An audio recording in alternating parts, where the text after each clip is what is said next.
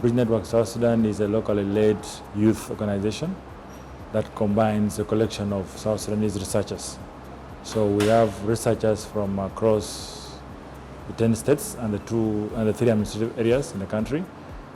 Just like the name says, it is a network of researchers. We do research, we do advocacy, we do local engagements, and we're in grassroots in the country. The LAND project, which stands for the local leadership, East African return and integration for displaced persons. So this project is a participatory forum, mostly. So we have been having PF1, currently now we're in PF2. We will have 3, we'll have capacity building, we will have validation workshops. The first time people make the first forum, I was not here. So they called me today, and I'm happy they called me today to catch up with the second one.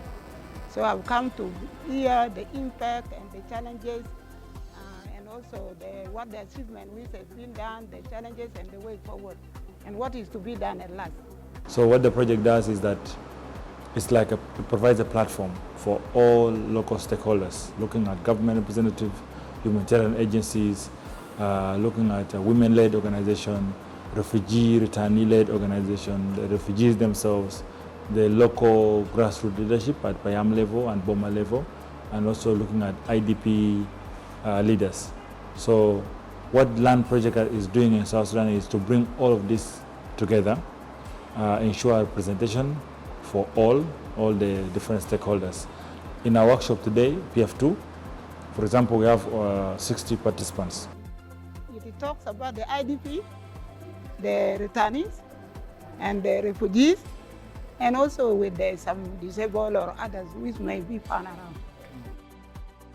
That is why people are here today to discuss their challenges, what is to do for what is to be done for them.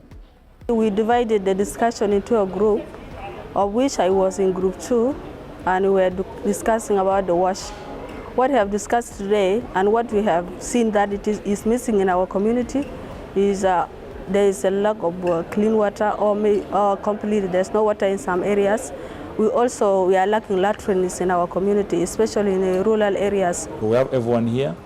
The assumption is that with everyone present, we can have holistic and inclusive discussions.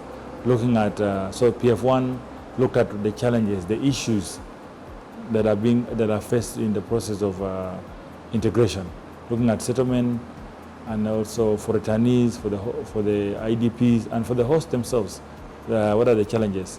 For PF2, we looked at discussion, what should be the solutions? What are suggested solutions? What do people see as the ideal scenario to address these issues? We should have water yard in North Markazali state, especially in rural areas. The land for the IDPs, displaced, and returnees, very, very important. Land dispute is very important, land dispute. So this one is to be seen, and I think people will remain here to find out from the county how to be arranged and to make that the work go well. Without that, people are fighting in the land. Because water yard, it can provide water for the most of the community. Water yard could have 6 or 5 taps, and those taps can be used for different people.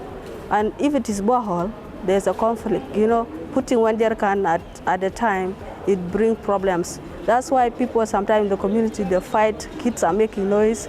And if it is water yard, it is very easy. A person could just come and fetch water and go away. So like mosquito net, like this, the rain is coming. Bring for them a mosquito net, small blanket for these children who are living under the corridor to cover themselves. Before the next forum,